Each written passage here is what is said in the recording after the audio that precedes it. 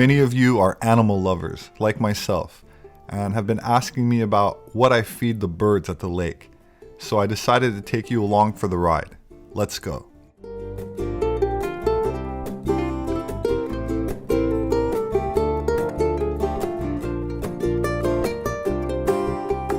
It seems that all of the waterfowl enjoy seeds, but the swans and geese seem to like corn the best.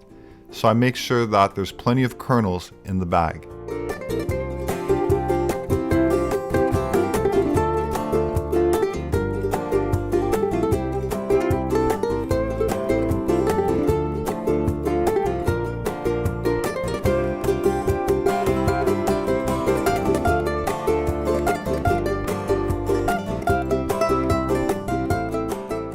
Since antiquity, geese were seen as special. In ancient Egypt, the sun was sometimes regarded as an egg, laid daily by the celestial goose. The phoenix is said to have emerged from this egg. Sun gods, or pharaohs, were often depicted with geese, sometimes representing the soul. And when a new pharaoh was proclaimed, 4 wild geese were released to the 4 corners of the earth to tell the gods of the new earthly ruler. So the Egyptians saw the goose as a messenger between heaven and earth, as did the ancient Chinese, who perceived the geese as heavenly messengers and a common symbol in ancient religious poems of Shi Qing, dated to the 7th century BC, usually concerning eroticism and sacred sexuality. Of course, I've already made a video about how Zeus disguised himself as a swan and would seduce or rape mortal women. But here at Lake Balboa, the birds certainly do think that they themselves are gods because of how spoiled they are. Even the little pigeons like to stop by, which brings us to today's episode.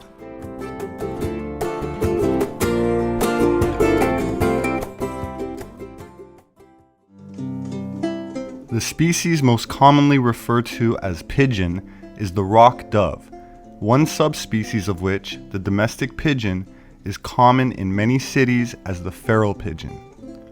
Pigeons and doves are likely the most common birds in the world. They primarily feed on seeds, fruits, and plants, and here, on a park bench in Buenos Aires, we can see what happens when one decides to feed pigeons. You better be prepared. They are not exactly shy, and they have a seemingly unquenchable appetite. Pigeons have lived alongside man for thousands of years, with the first images of pigeons being found by archaeologists in Mesopotamia or modern Iraq, dating back to about 3000 BC. It was the Sumerians in Mesopotamia that first started to breed white doves from the wild pigeon that we see in our towns and cities today, and this undoubtedly accounts for the amazing variety of colors that are found in the average flock of urban pigeons. To ancient people, a white pigeon would have seemed miraculous, and this partially explains why the bird was widely worshipped and considered to be sacred. Throughout human history, the pigeon has adopted many roles, ranging from symbols of gods and goddesses through to sacrificial victims, messengers, pets, food, and even war heroes. In both the First and Second World Wars, the pigeon saved hundreds of thousands of human lives by carrying messages across enemy lines. The first biblical reference to a pigeon was the story of Noah and the dove of peace. In the 16th, 17th, and 18th century in Europe, pigeon poop was a highly prized fertilizer and considered to be far more potent than farmyard manure. Speaking of manure, one of the richest and most famous families in the world amassed its wealth, certainly in part, as a result of exploiting the pigeon. In the early 1800s, the Rothschild family set up a network of pigeon lofts throughout Europe and used homing pigeons to carry information between its financial houses. This method proved to be quicker and more efficient than any other means of communication available at the time. The speed of the service combined with the ability to send and receive information ahead of the competition, helped the Rothschild family to amass a fortune which still exists today. The humble pigeon has attracted some very famous fans over the last few thousand years, ranging from royalty to rock and roll singers and actors through to fashion designers. One of the most famous royals is Queen Elizabeth of England, who has lofts and pigeon keepers at her estate in Norfolk. Elvis Presley had a soft spot for pigeons, and Mike Tyson is also an enthusiastic pigeon keeper. Even Maurizio Gucci, the international renowned fashion designer, is a keen pigeon fancier, spending a reputed $10,000 on one single American pigeon. Pigeons are considered to be one of the most intelligent birds on the planet, with pigeons being able to undertake tasks previously thought to be the sole preserve of humans and primates. The pigeon has also been found to pass the mirror test, being able to recognize its reflection in a mirror, and is one of only 6 species and the only non-mammal that has this ability, one of which is the dolphin. Please watch my video on that if you haven't already. The pigeon can also recognize all 26 letters of the English language, as well as being able to conceptualize. In scientific tests, pigeons have been found to be able to differentiate between photographs and even differentiate between 2 different human beings in a photograph when rewarded with food for doing so, of course. Nikola Tesla is best known for his pioneering research in electricity and robotics, and for his numerous suppressed inventions which involve the potentials of free energy. He was unusually fond of pigeons. Lots of folks breed pigeons in the park, but Tesla didn't stop there. He used to find ailing pigeons and bring them back to his room. He lived in a hotel. Tesla had many pigeons, he fed and cared for them, but there was this one that he particularly was fond of. He described it as being a beautiful female bird, pure white with light gray tips on its wings. One night, the bird flew into Tesla's room at St. Regis Hotel, and he perceived that she was attempting to tell him that she was dying. Tesla said a light came from her eyes, more intense than he had ever produced by the most powerful lamps in his laboratories. The bird then died, and Tesla said that at that same moment, something went out of his life, and he knew his life's work was finished. Nikola Tesla died alone in his hotel room on January 7th, 1943. All of his possessions and personal files were confiscated by the US government after his death, allegedly to stop them from falling into enemy hands. But what happened to them? I already made a video about Tesla's involvement in the Philadelphia experiment, a top secret project that attempted to give the Allied powers invisibility for the war effort. The technology associated with these experiments were said to have been able to manipulate space-time and was rumored to work on the same principles that allowed for anti-gravitic flight. Prior to his death, Tesla spoke of a death ray he was working on, which several nations were interested in, and so the FBI was sent in to secure his final work.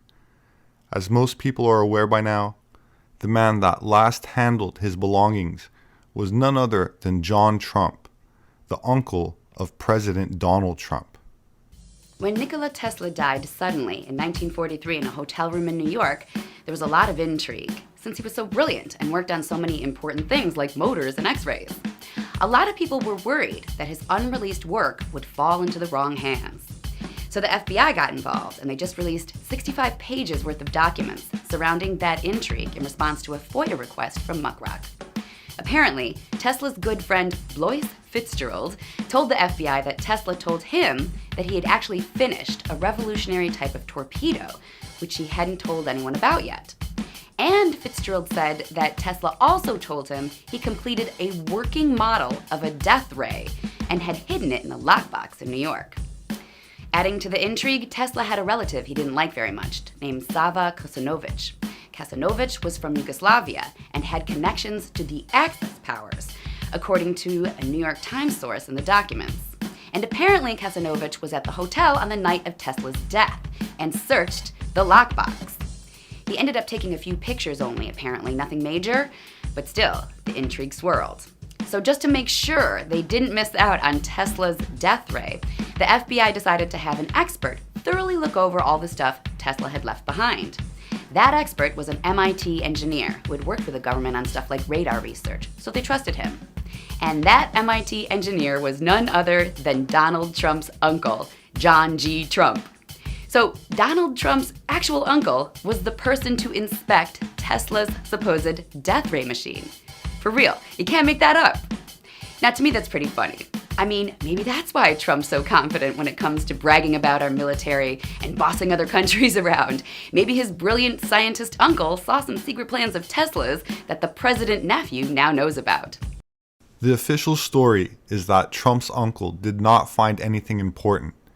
But given the media's habit of distorting the truth, especially in regards to wartime technology, many people question the validity of the official story.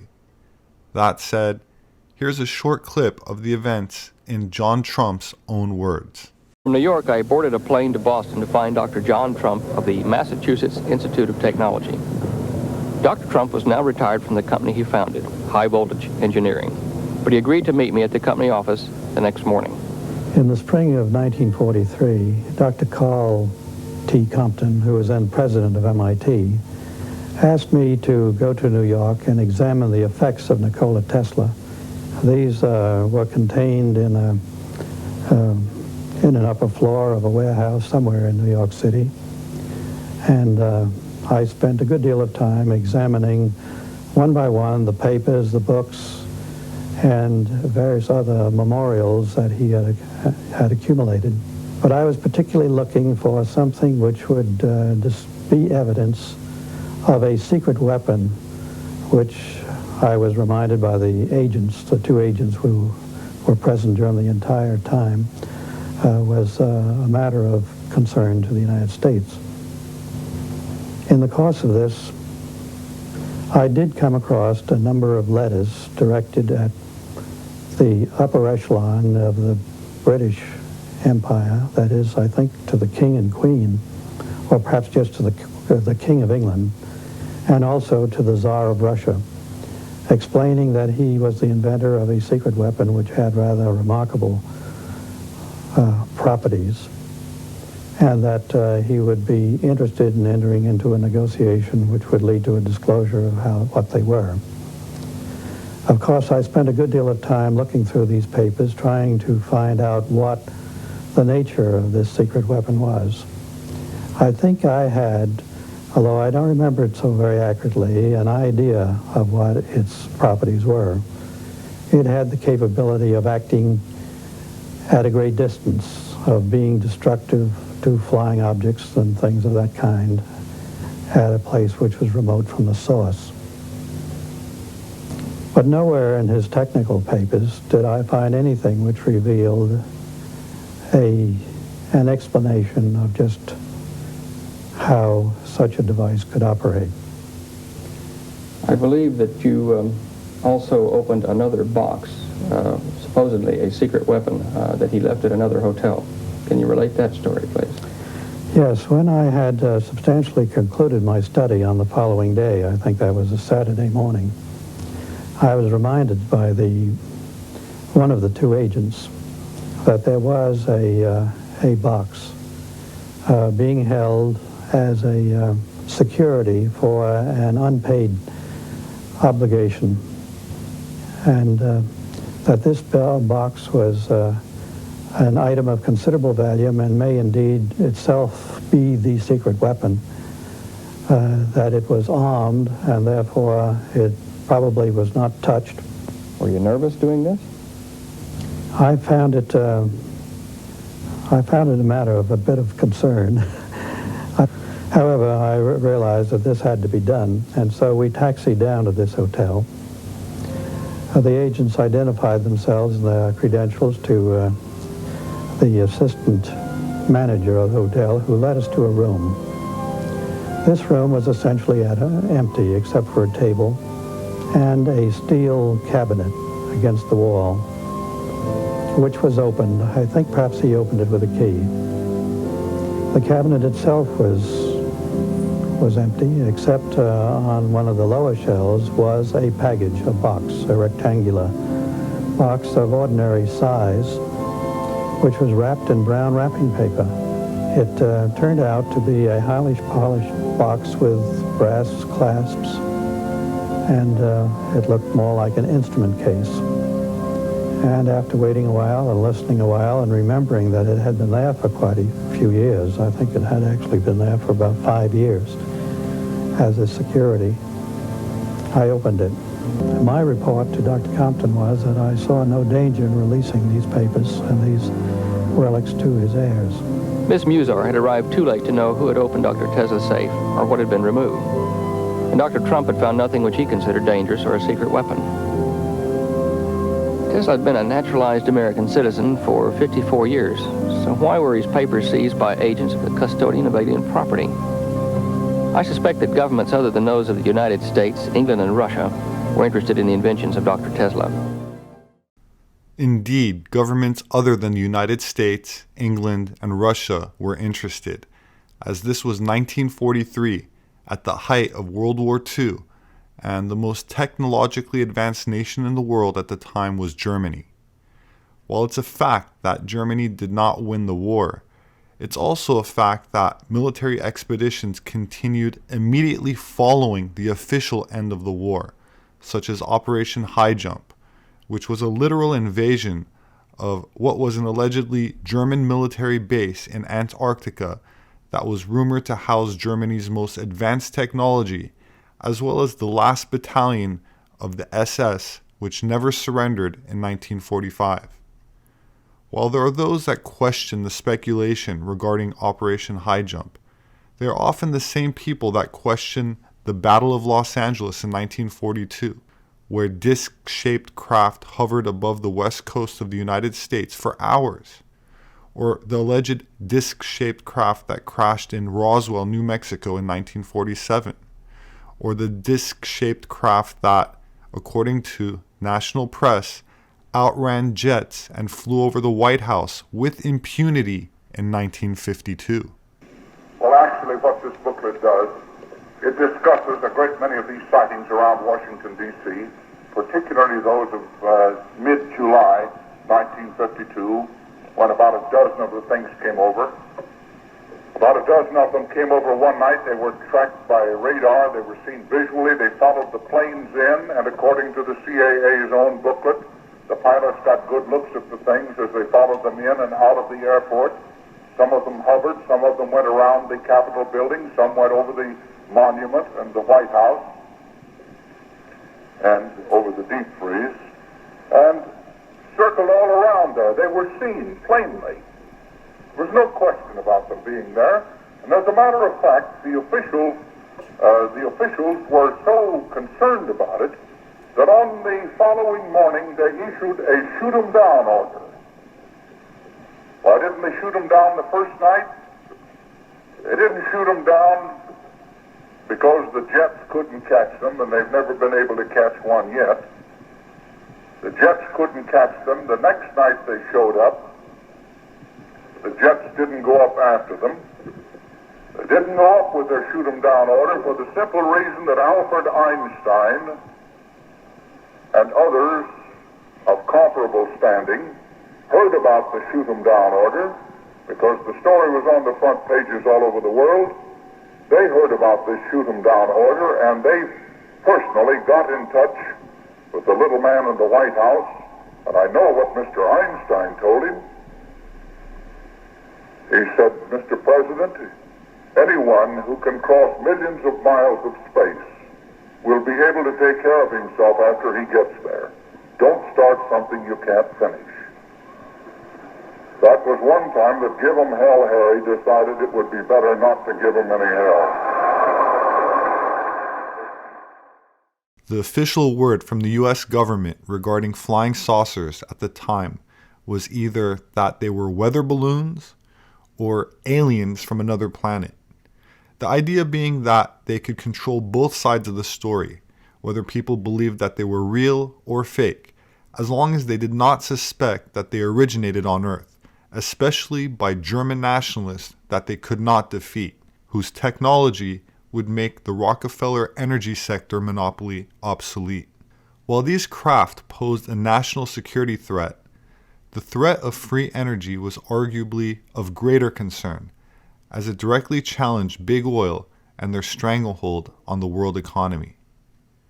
I've covered what happens next in several prior videos, especially on my other channel, including the following clip that I'd like to include in this presentation, which explores an alternative mathematics, which Tesla himself was aware of and could hold keys to freeing mankind from those that would prefer to enslave it. A vortex is most commonly defined as a mass of whirling fluid or air, especially a whirlpool or whirlwind, in which the flow rotates around an axis line. So it's a mass of something that spins around and pulls objects down into its center, or when the spin around the center draws the outside in. That's a vortex. And math is often defined as the science of numbers, quantities, and shapes, and the relations between them. So vortex-based mathematics can be understood as a new way of understanding numbers, not just as mere quantities, but where each has its own unique quality, archetype, and behavior.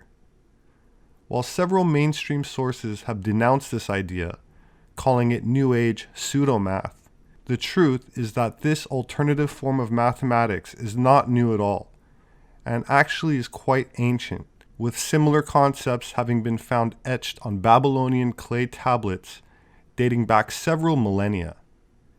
This non-linear, holistic view of math was also revered by none other than Nikola Tesla, who famously stated that, quote, "If you knew the magnificence of the 3, 6, and 9, you would have a key to the universe," end quote. Tesla believed that numbers had extreme importance, and so did the ancient Greek philosopher Pythagoras, who around 500 BC was famously quoted as saying, "All is number." The basic principle of vortex math is that all numbers can be reduced down to single digits, from 1 to 9, and this form of reduction is common in many forms of occult practices, commonly referred to as numerology, which is any belief in the divine or mystical relationship between a number and one or more coinciding events. It's also the study of the numerical value of letters in words, names, and ideas, and often associated with astrology or Kabbalah, where letters are assigned a numeric value. That said, the process of reducing a number down to one digit between 1 and 9 is also common practice not only in numerology, but also in mainstream science, such as with computer programming. So, for example, a number such as 12 would be reduced to 3 by adding 1 plus 2. The number 10 would be reduced to 1 by adding 1 plus 0. The number 99, for example, would be reduced by adding 9 plus 9, making 18, and further reduced by adding 1 plus 8, giving us 9. Understanding this principle, let us now apply this number 1 through 9 to a circle, a concept that was made famous in modern times by a gentleman named Marco Rodin, but which, as I said earlier, is actually very ancient. Notice the lines in the center, which resemble the Volkswagen logo, and the special relationship between 3, 6, and 9, which we will get into later. Let us start with the number 1. When we double the number 1, we get the number 2, which is connected here with a line. When we double the number 2, we get the number 4. When we double the number 4, we get the number 8. Doubling the number 8 gives us 16, And since 16 is a double digit, we reduce it by adding 1 and 6, giving us the number 7, which as you can see is connected to the number 8 by a line. Doubling 16, we get the number 32. And after reducing 32 by adding the 3 and the 2, we get 5, which is the next number connected to the 7. When we double 32, we get 64. We then reduce that by adding the 6 and the 4, which gives us 10. So we reduce that by adding the 1 and the 0, leaving us with 1. And we're back where we started. So there's a parallel between 64 and 1 when it becomes whole again, or a single unit. This is why 64 is the complete cycle for the Mayan calendar or the I Ching. Also, there are 64 possible patterns for a codon in DNA. This doubling, or geometric progression, is commonly found in nature and was understood by the ancients. Now, if we go backwards, meaning reduce the number 1 by half, we would get 0.5, which translates to 5. If we reduce 0.5 in half, we get 0.25. And after adding the 2 and 5, it leaves us with 7. Reducing 0.25 in half gives us 0.125. And adding 1 plus 2 plus 5 gives us 8. Reducing 0.125 in half gives us 0.0625. And adding 0 plus 6 plus 2 plus 5 leaves us with 13. And adding 1 and 3 gives us the number 4. Half of 0.0625 is 0.03125. And adding 0 plus 3 plus 1 plus 2 plus 5 gives us 11. Reducing 11 by adding 1 plus 1 leaves us with the number 2. And finally, half of 0.03125 is 0.015625. And 0 plus 1 plus 5 plus 6 plus 2 plus 5 equals 19. 1 plus 9 equals 10. And 1 plus 0 gets us right back to 1 and where we started. This cycle of doubling each number or reducing each number by half works with any variation of the number you start with. So for example, if you start with 100 instead of 1 and reduce it in half or double it and follow the procedure we just did, you will find it works out perfectly. You may have also noticed that the pattern skipped the numbers 3, 6, and 9, the numbers that Nikola Tesla said were the key to the universe. When the number 3 is doubled, we get the number 6. When 6 is doubled, we get 12, and 1 plus 2 is 3. 12 doubled becomes 24, and 2 plus 4 is 6. 24 doubled is 48, and 4 plus 8 is 12, with 1 plus 2 bringing us back to 3. 48 doubled is 96, and 9 plus 6 is 15, with 1 plus 5 giving us 6. So no matter how often you double the 3 and the 6, or half them, you will find the oscillating back and forth between each other. Half of 6 is 3, half of 3 is 1.5, and 1 plus 5 is 6. Any variation will work. Half of 30 is 15, and again, 1 plus 5 gives us 6. So there's a very special relationship between 3 and 6, a back and forth cycle which none of the other numbers share. This finally brings us to the number 9, which is also sacred in Taoism, and we will now see why. What happens when we double the number 9? 9 becomes 18, and 1 plus 8 is 9. 18 doubled is 36, and 3 plus 6 is 9. 36 doubled is 72, and 7 plus 2 is 9. This goes on indefinitely. What happens when we half 9? Half of 9 is 4.5, and 4 plus 5 equals 9.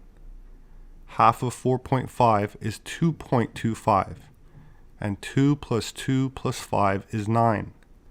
So 9 is very unique, and while all the numbers are special in their own respect, 9 is the only one with this property, and why it is the center, forming the axis in the middle. This is further illustrated when we look at each set of numbers on each side of the circle equaling 9. 8 plus 1 is 9. 7 plus 2 is 9. 6 plus 3 is 9. And 5 plus 4 is 9.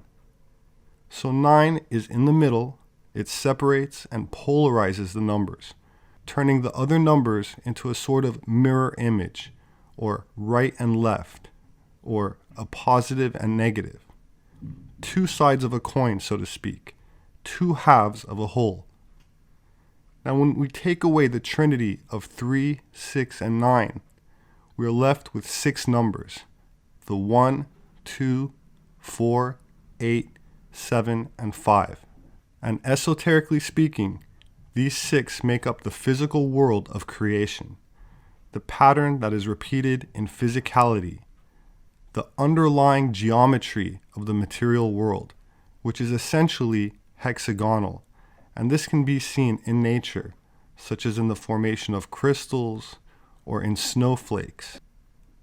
3, 6, and 9 seem to transcend the physical and are therefore considered part of the higher world, which give them special applications in terms of physics and even religion or spirituality. The rod and coil is a three-dimensional toroidal shape with this vortex math attached to it, where alternating current is run through a loop, creating a very strong magnetic field inside of the coil. When magnetic objects are placed in the center of the coil, the magnetic field created by the coil causes the magnets to rotate and even levitate. There are many claims made about this simple geometric shape, essentially made from copper wire, coiled in a specific way, such as being able to produce free energy, or at least greatly amplifying energy. There are also many skeptics. That said, Tesla's work also had many skeptics, most of it buried under government classification, but that doesn't mean it wasn't valid or useful. Scientists now accept that a material universe as the foundation of what we perceive to be our physical material world isn't quite the case. Today, physicists recognize that physical atoms are actually made up of vortices of energy that are constantly spinning and vibrating.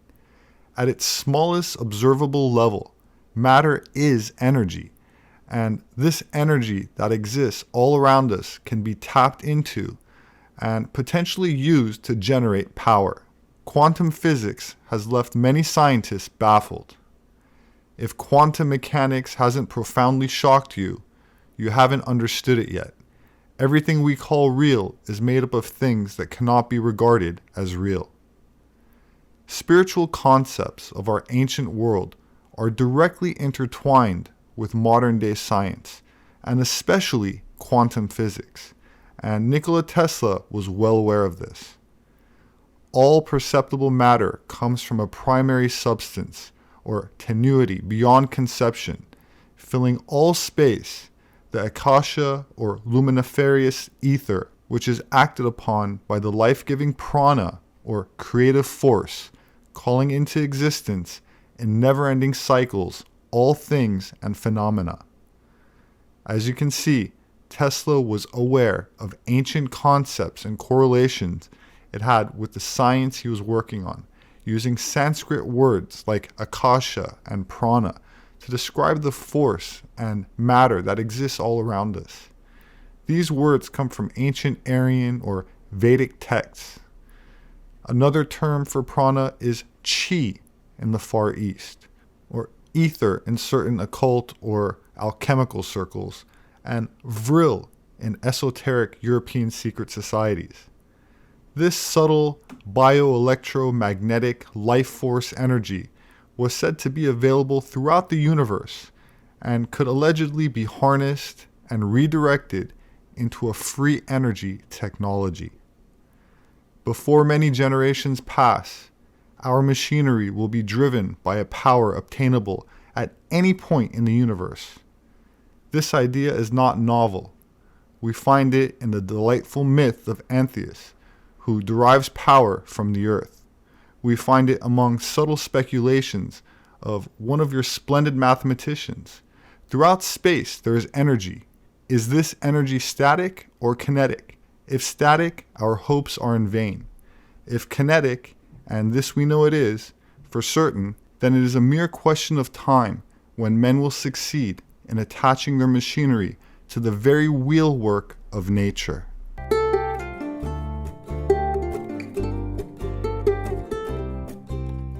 My name is Robert Sepehr. I'm an anthropologist. My published work is available on Amazon, as well as through various other major book outlets. They make a great gift. If you'd like to support my work, you could do that through patreon.com. There should be a link in the description section for those that are interested. I appreciate it. Thank you. Please hit the like button and subscribe for future updates. As always, I look forward to reading your comments, so please leave me your thoughts below. Please have a wonderful weekend, and I hope to see you again soon.